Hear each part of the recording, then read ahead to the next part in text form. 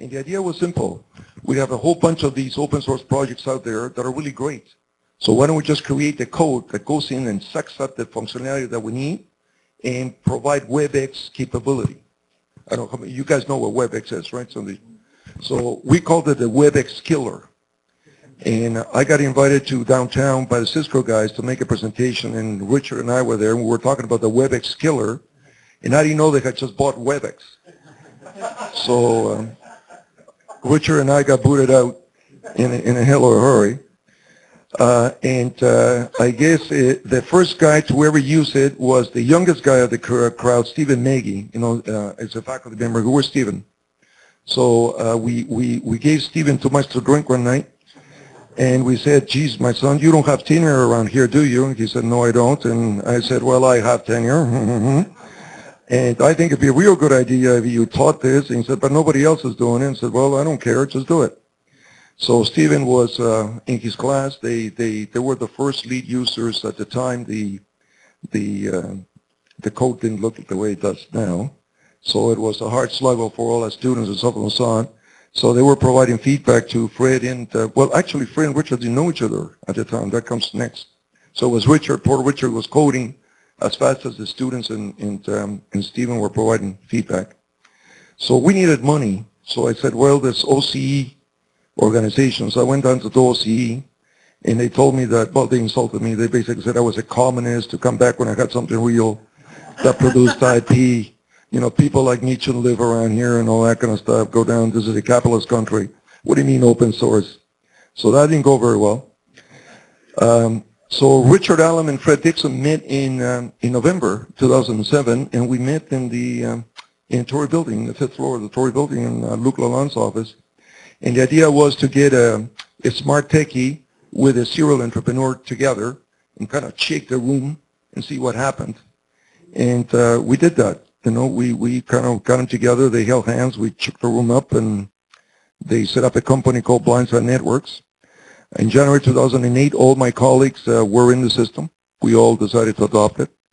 And we went all out. We had an ex-student of ours. We had the serial entrepreneur. We had this, we still had this goal of going global with the system. And we wanted to do it with open source because that meant that the university didn't have to pay anything. And that was good. So what followed was a spin out. We incubated Richard and Fred here until the dean found out what they really were and, forced me to boot him out. So I had to go and boot him out. And we put them in the code factory downtown where they're hiding in the 4th floor today. And then I guess there's a long story there that we celebrate tonight, right? So this is nice to tell the stories, but that was a lot of hard work. These guys went through hell. We had a lot of students from Carleton, undergraduate and graduates contributing to it. We had theses written it. We had 4th-year projects on it. We had something like 20 students contributing to that. And it was just hard work. The way that Carleton likes to do the things. We bootstrapped. That was our name when we started Carleton. We were actually called the Bootstrap University because we had no money. This is when we were somewhere else. And we followed that tradition. It was a lot of sweat, a lot of tears, a lot of resilience. And I saw these guys do it. And I'm very proud of that tonight. So it's a great privilege to have those guys back. Most of them are here tonight. And I salute you. It's just been a great story. Then in February 2010, a guy who works for Digim is a big company that runs Asterisk, found BigBlueButton and blogged. And that's when things got nuts. So Fred will show you what happened after that. And the usage line increased. BigBlueButton now it's available in 15 languages, including Spanish, which is pretty good. And I guess that when the faculty, the 4 of us who had been there, actually 5 because we lost Stoyan Tanev, who is in Denmark now. When we started this, we never thought that it would get to where it was. And we were together and we said, look, it's time for us to take this to the next level.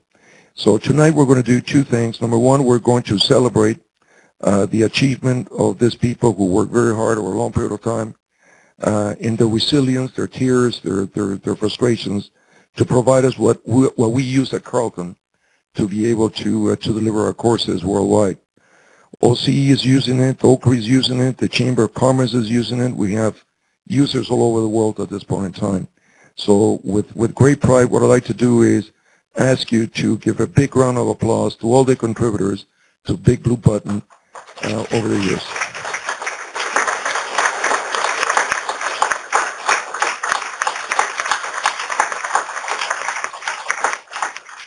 And that's the Carleton way. Let me tell you very quickly why we use it and why it's unique. We use BigBlueButton because, it's a web conference system. I would imagine all of you are familiar with it. It was built with open source principles, and it was built with the idea that someday we would have out of Carleton a generation of companies that made their money because we did what we did. And it was painful, but we're proud that we did it. The program is good enough and is getting better quickly.